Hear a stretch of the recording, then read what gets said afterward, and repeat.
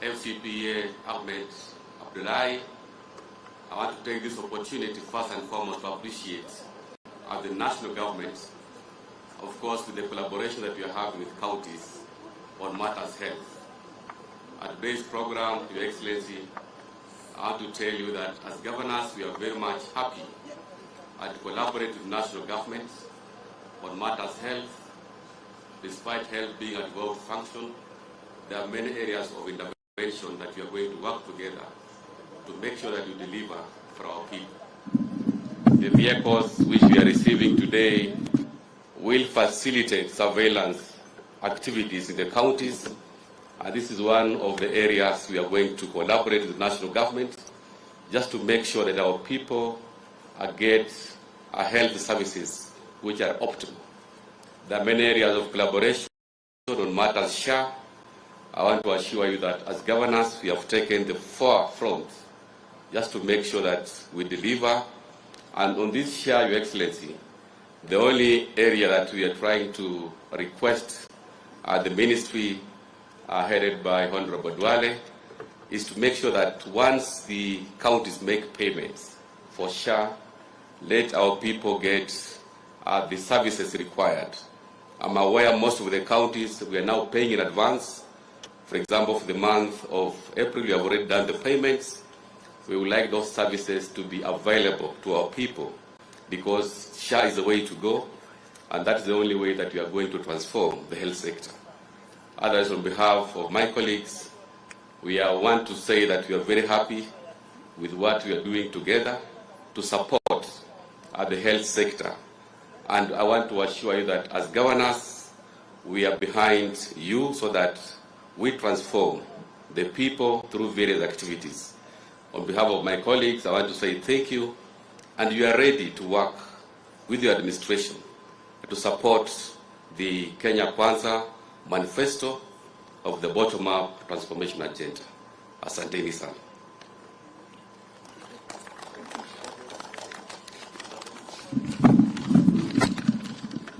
Your Excellency, the President and the Commander-in-Chief of the Defense Forces, Honorable Governors, Principal Secretary from the State Department, Departments of the Ministry of Health, Your Excellency and distinguished governors, today marks an important milestone in our national and county collaboration.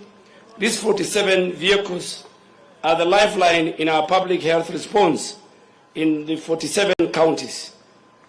We are currently managing Mpox, cholera, and Kalaza outbreaks in the country. These outbreaks have exposed the gaps in transport, in digital reporting, human resources, and field coordination in our counties. To address these gaps, we have operationalized the Kenya National Public Health Institute yesterday to strengthen the health emergency preparedness and the response ecosystem, and in line with the best global practice. On universal healthcare coverage, Your Excellency, the Facility Improvement Fund and the support for the community promoters are game changers. I thank you for championing this. Your Excellency, I want to report that in the last 1.5 months, I have got a lot of support and collaboration with the Council of Governors, and we have unlocked a lot of issues, including the health workers issue.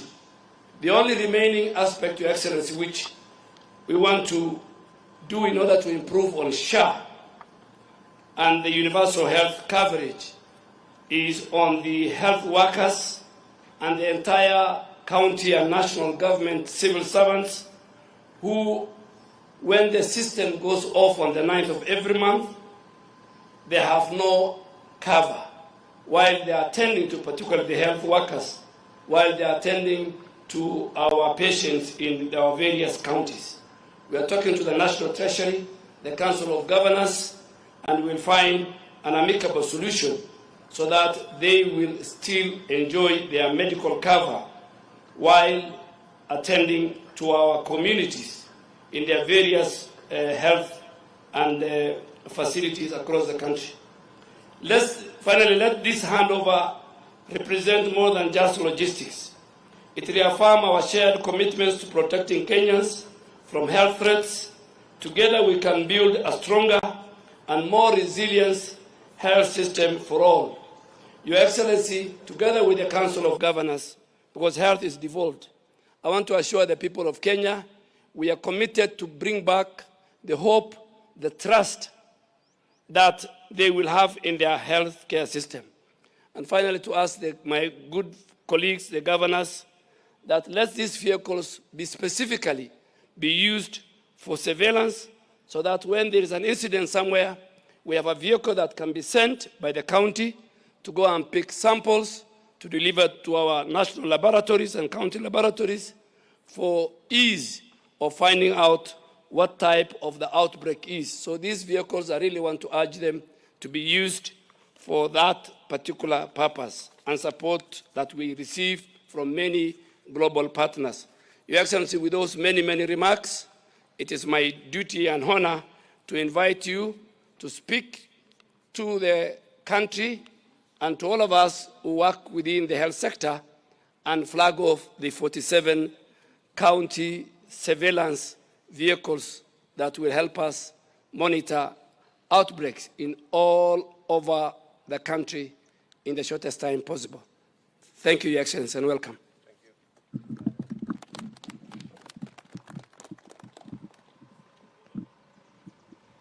Thank you very much. Your Excellency, Governors, distinguished members here represented by the CECs, ladies and gentlemen, I am pleased to preside over the official handover of disease surveillance vehicles to each of our 47 county governments. These vehicles not only enhance logistical capacity, but also symbolize the national government's commitment to strengthening public health systems and disease surveillance infrastructure at the grassroots level in line with our bottom-up economic transformation agenda. As part of the lessons learned during the COVID-19 pandemic, Kenya has made remarkable strides in strengthening public health surveillance and emergency response systems through collaborative efforts and strategic investments. Among the key achievements are enhanced preparedness measures, improved traveler screening at points of entry for early detection of health threats and timely activation of rapid response mechanisms. We have also deployed digitized integrated disease surveillance event-based systems in all 47 counties, streamlining processes at both the facility and community levels. Additionally, surveillance officers and frontline responders have been trained and deployed across the country. At the same time, the government has significantly expanded molecular diagnostic capacity and improved referral systems in our regional laboratories. These efforts have reduced turnaround time for case confirmation during outbreaks and enhanced our ability to respond swiftly to emerging health threats. Ladies and gentlemen, as we continue to confront both ongoing and emerging health challenges, we must remain unwavering in our resolve to protect the health and well-being of everyone within our borders.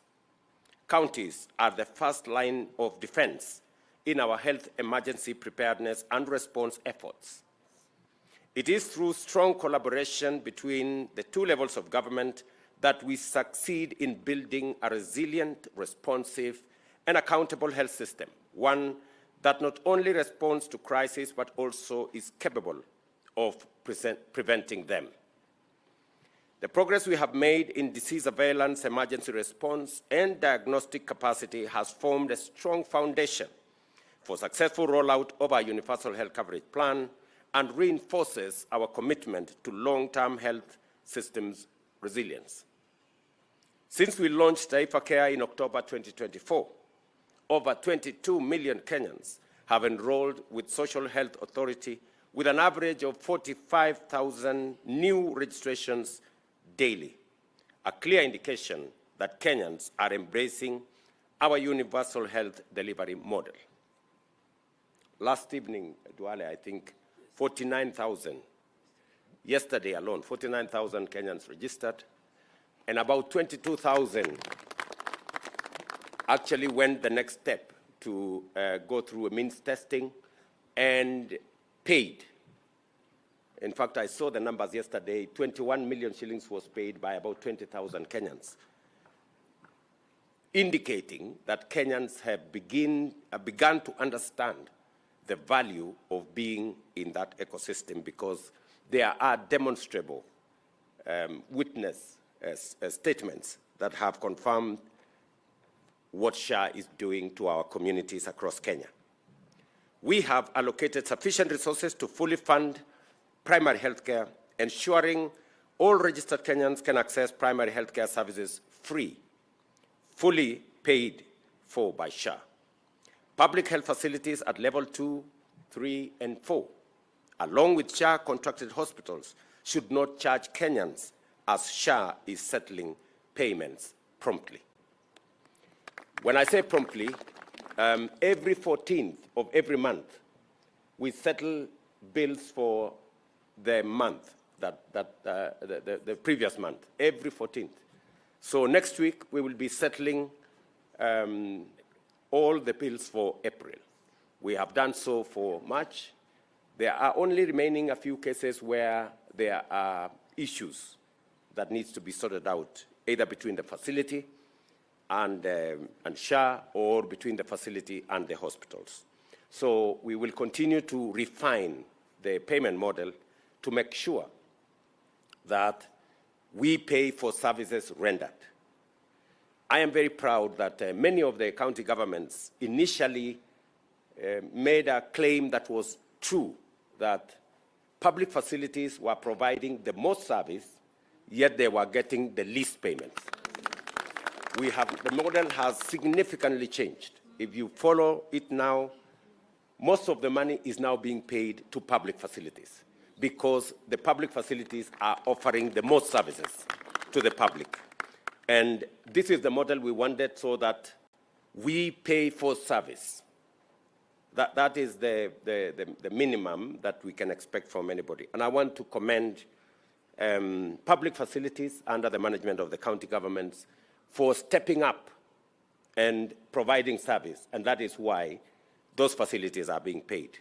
I want to encourage county governments to ensure that the facilities begin to have management units under the FIF arrangement, so that these facilities, with now resources available, they can be able to provide more service. And they need a bit of supervision, so that the money that is transferred to the facilities is not used for cabro and other things, is used to buy medicine and to provide service.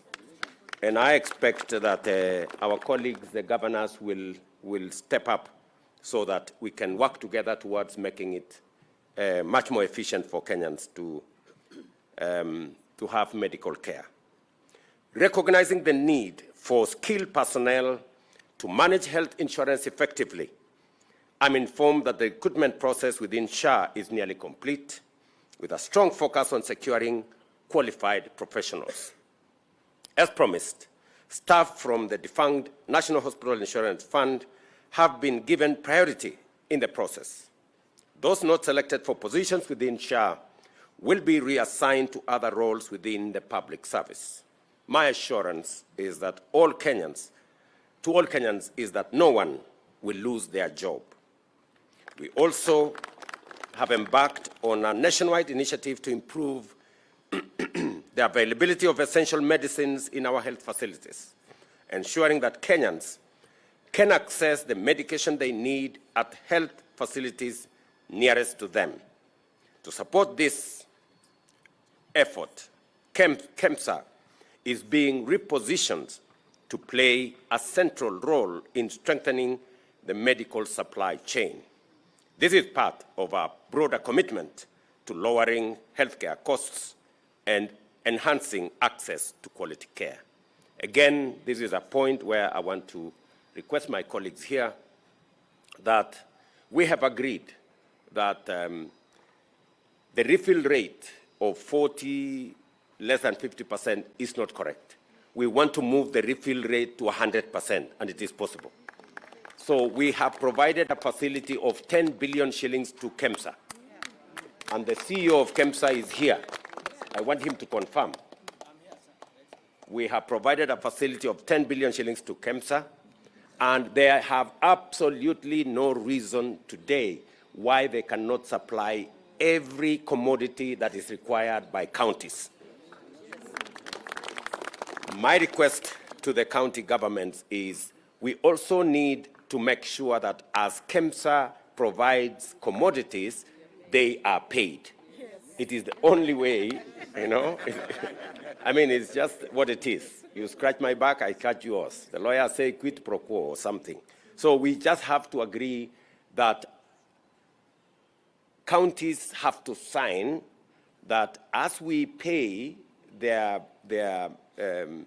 share claims, we will make sure that we pay for the medicines that are being supplied by KEMSA. I think that is the agreement that we have. And good people, we all agree that the biggest quarrel from the public in public health facilities is the Hakuna Dawa thing. Yes. So we must deal with this Hakuna Dawa. And that is the only thing that is still holding us back. Yes. So this Hakuna Dawa thing, we must deal with it. And we now have a framework where citizens can go to our health facilities run by the public sector and find the medicine that they need to be able to take care of their health. So let us work together. I think there are framework agreements that have been proposed between SHA, KEMSA, and the county governments. Let us just find it in that framework so that we can facilitate the availability of drugs and commodities and medicines in our public facilities. Now that we are paying from SHA direct to the facilities, there is every reason why we should make sure that the medicines are available in our facilities. Additionally, the government is leveraging digital technologies to make healthcare delivery paperless and more efficient within the next 6 months. A transformation already underway in 6 counties. We just want to make sure that fraud and treating non-existent people and supplying medicines to non-existent people stops. And technology, good people, is going to help us. So, and the rollout is going on. We are going to work with you. We are already working with 6 counties. We will roll it out. Aden Duale and his team at the ministry will be working with you so that we can make sure that we control that space and make sure that there are no ghost people taking medicine and stealing from us. Let me also say one more thing to congratulate all the counties. We now have a list of all the facilities you want equipment to be supplied. I want to ask the ministry to now focus on making sure that we work with the county governments on the facilities they have recommended so that we can make sure that all the requested equipment are available in the facilities. And then we can move to the next level for the facilities that cannot be placed under the fee-for-first service arrangement. I already made the commitment that we're going to pay 30% for the ones you want to purchase outright, and the counties will pay the balance over a period of time. So again, I want that process to come into force so that we can roll out the full scale of our health facility development. Let me say this. We needed to sort out payment. We needed to sort out commodities. And we needed to sort out equipment. Those are the 3 things that we need to sort out. And we are going to do it collaboratively. As I conclude, let me also say one more thing. I am very happy that now I did instruct the Ministry of Education to work on a framework that will facilitate counties to continue giving bursaries to our students. And the ministry have sat down, they have worked out a framework, and now counties can now participate in matters education by making sure that the very deserving Kenyan young people and students benefit from bursaries, both from the national government and the county government. I want to ask the county governments now, you can now sign the agreements that were initially asked by the Comptroller of Budget, and therefore we can all participate in the education of our children. As we said, the two levels of government are interdependent and we work together. So although education is a national function, but we want the support of the county governments in especially matters to do with bursaries. The same thing, health is devolved, but we want to support the delivery of health facility because ultimately the children belong to Kenya. They don't belong to the national government or the county government. And Kenyans who seek medical attention do not belong to the national government or the county government. They are just Kenyans. And they expect all of us to work together collaboratively so that we can deliver on our collective mandate for the people of Kenya.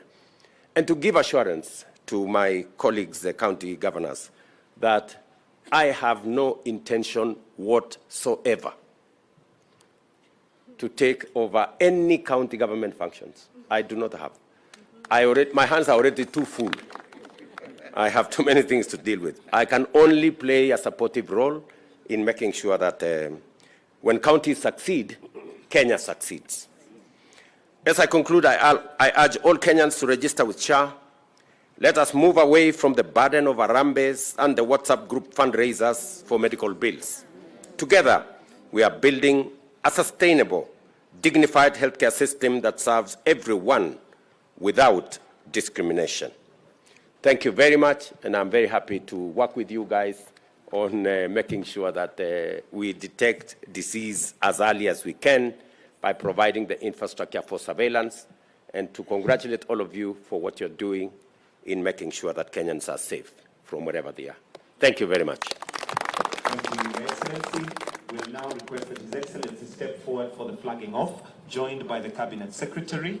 And intermittently, as the vehicles are passing, we'll do them in order of the counties. So we'll have the Governor to join His Excellency. The rest, kindly let's remain, because we'd like to have the Governor of the county that's being flagged off. So please step back, one step. Governors, please just step back a bit. And we'll start with County 001, which is Mombasa County. So if the Governor is not present, let's have a representative and the CEC for that county. Mombasa County, that's Governor Abdul Samad Sharif Nasir, or a representative together with the CEC. County 001, your vehicle there goes. Makofi kwake.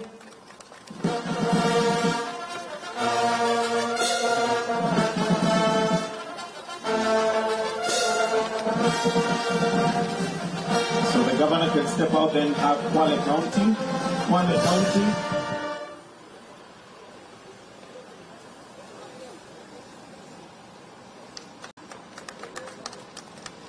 All right, Kwale County is done. Kilifi County. So Kwale County, you can step back. Kilifi County. Remember, it's the Governor or representative. Tana River County. Followed Tana River County currently. Lamu County. Lamu County.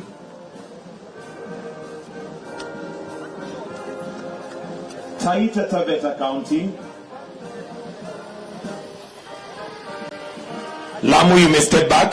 Taita Taveta County. Garissa County. Taita Taveta, you may step back. Garissa County.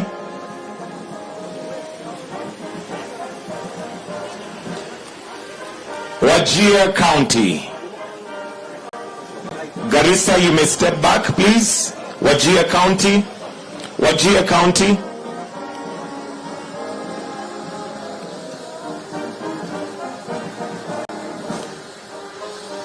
Mandera County. Mandera.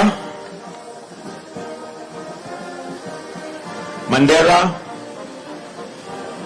Marsabit should be on standby. Mandera County.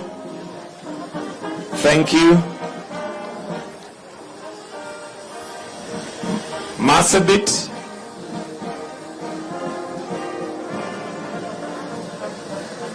Followed by Isiolo.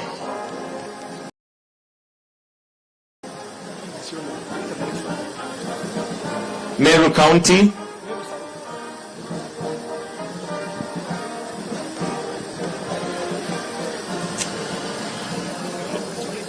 Meru County.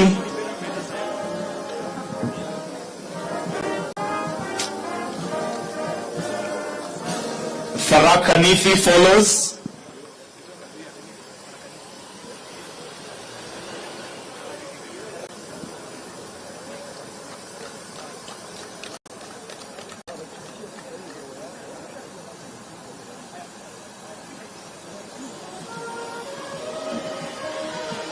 That's Embu County. So following is Kitui County.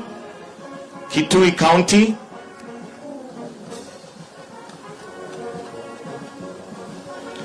Followed by Machakos County.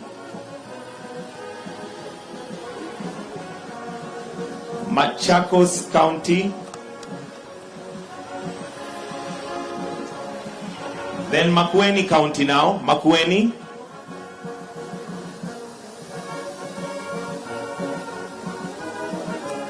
Followed by Nyandarua.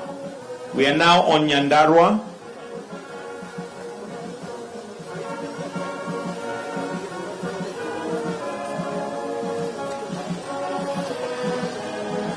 Nyandarua followed by Nyeri County. Nyeri County.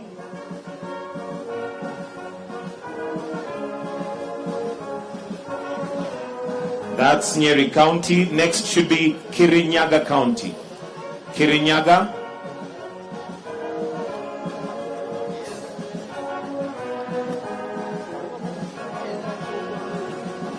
Then Murang'a County.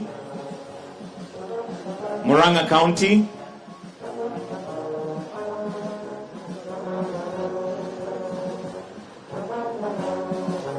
Followed by Kiambu County.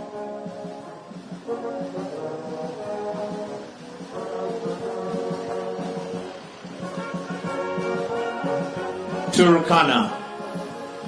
Turkana County.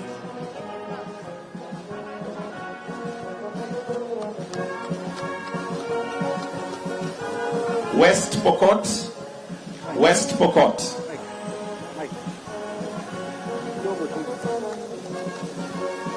Samburu.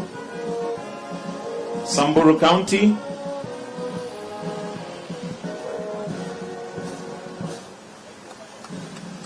Trans Nzoia is next.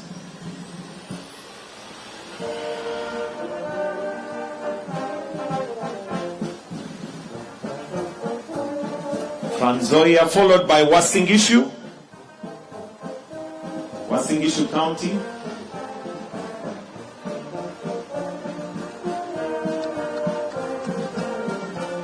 Elgeyo Marakwet. Elgeyo Marakwet. Nandi County.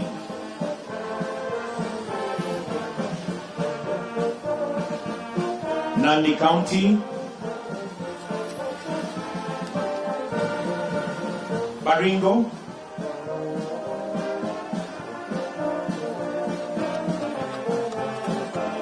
Laikipia. Laikipia. Laikipia County. Nakuru County.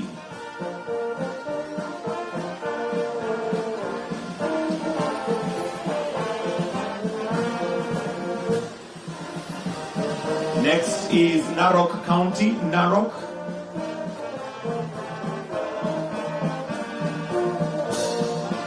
Kajiado.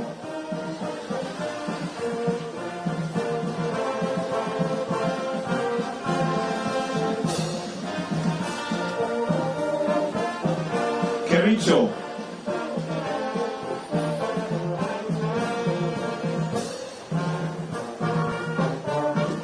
That's Kericho, followed by Bomet.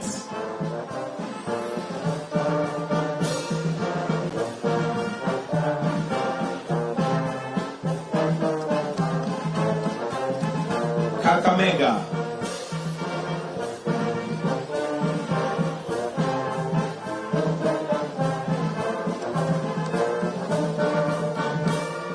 Vihiga. Vihiga County is next.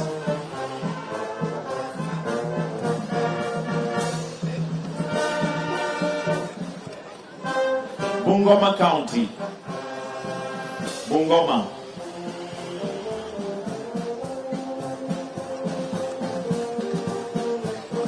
Busia County.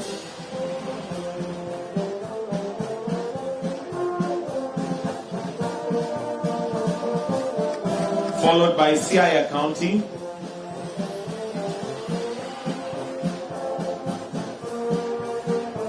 Siaya County. Followed by Kisumu County. Kisumu County. Homa Bay. Homa Bay.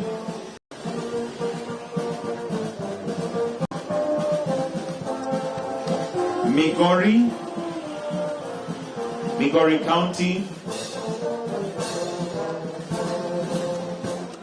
Kisii. Kisii County. Kisii. Nyamira. Nyamira County, and the last one, Nairobi County.